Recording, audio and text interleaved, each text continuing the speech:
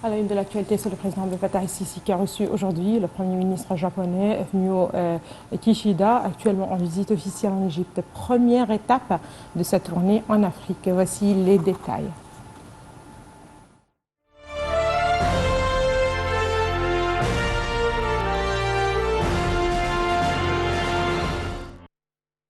Le président Abdel Fattah el-Sisi a mis l'accent sur les relations étroites reliant l'Égypte au Japon.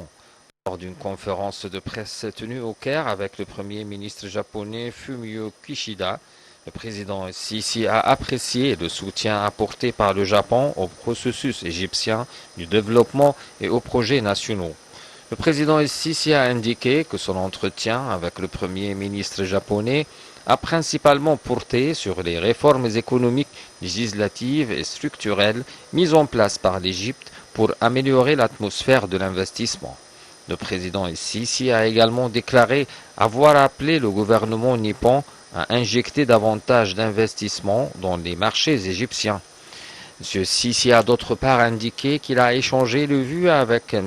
Kishida sur les dossiers d'intérêt commun, en particulier la crise ukrainienne, affirmant l'aspiration de l'Égypte de travailler avec les partenaires comme le Japon pour surmonter les défis économiques de cette crise.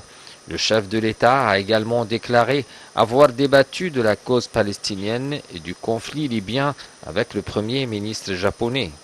Évoquant la crise au Soudan, le président el-Sisi a souligné la vision de l'Égypte appelant à un cessez-le-feu immédiat et durable au Soudan sans aucune intervention étrangère.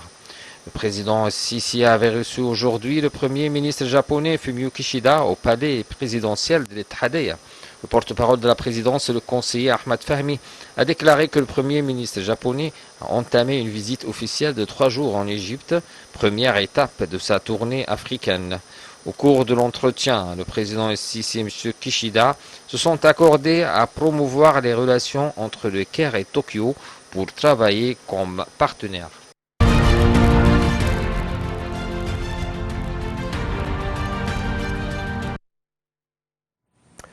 Intervenant devant le Conseil de la Ligue arabe, réuni au niveau de représentants permanents, le Premier ministre japonais Fumio Kishida a déclaré qu'il s'était accordé avec le secrétaire général de la Ligue arabe, Ahmad Aboul-Reit, à tenir la 3e édition du dialogue arabo-nippon en septembre prochain. Il a ajouté qu'ils se sont également mis d'accord sur le renforcement de la coopération dans les domaines de la technologie de l'énergie et ce dans le cadre du Forum économique arabo-nippon. M. Kishida a d'autre part indiqué que la communauté internationale était confrontée par les répercussions néfastes de l'opération militaire russe en Ukraine et la déstabilisation du système international. Le Premier ministre japonais a par ailleurs souligné que son pays allait œuvrer avec les pays arabes à respecter la souveraineté et l'intégrité territoriale des pays conformément à la Charte des Nations Unies.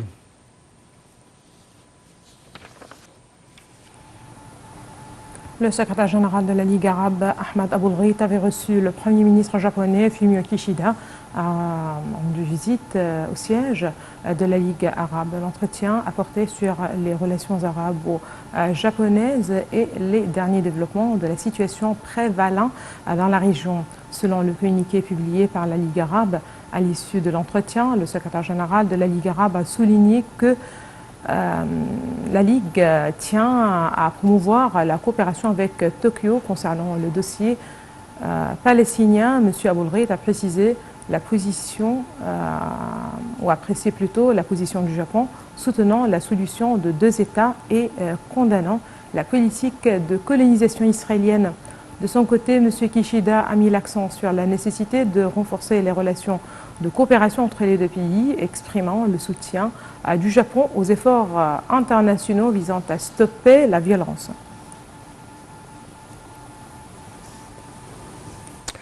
Le président Abdel Fattah el-Sisi a reçu un message de félicitations du Premier ministre Mostafa Madbouli à l'occasion de la célébration de la Journée des travailleurs. Dans son message, M. Madbouli a exprimé au président Sisi ses meilleurs vœux et ceux des membres du gouvernement. Il a affirmé que les travailleurs continuaient à travailler jour et nuit en raison de leur conviction que le travail est le seul moyen de réaliser un développement global dans tous les pays afin que la patrie jouisse de la sécurité et de la stabilité. M. Madbouli a également affirmé au président Sisi que le gouvernement ferait tout son mieux pour achever le processus de développement et assurer un meilleur avenir pour le peuple égyptien. Le président Sissi a reçu un message similaire de la part du président du Sénat, le conseiller Abdel Wahab Abdelrazak.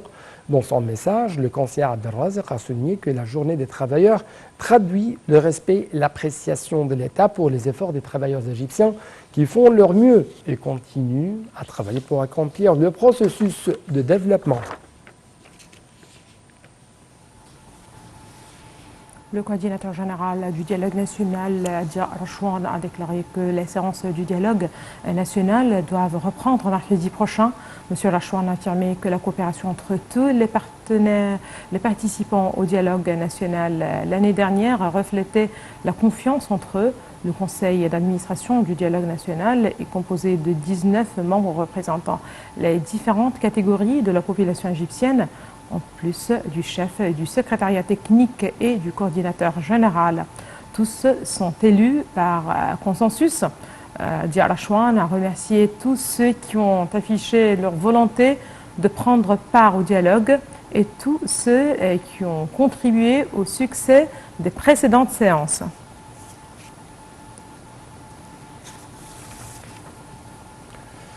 Sous le niveau diplomatique, le ministre égyptien des Affaires étrangères, Samar Chokri, se rendra ce soir à la capitale jordanienne Amman pour participer à la réunion du comité conjoint formé par l'Égypte et la Jordanie, l'Arabie saoudite, l'Irak sur la Syrie.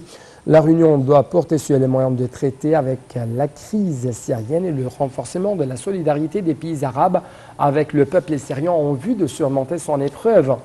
Ce comité est issu de la réunion consultative des ministres des Affaires étrangères des pays du Conseil de coopération des pays du Golfe, de l'Égypte, de la Jordanie et de l'Irak, tenu le 14 avril à Jeddah, en Arabie saoudite, pour examiner les moyens de renforcer l'action arabe conjointe.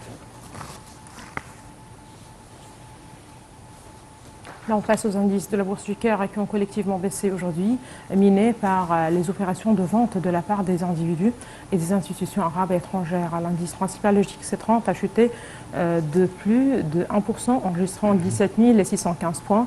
Les indices secondaires, le JX70 et le JX100, ont également perdu entre 0,9% et 1%.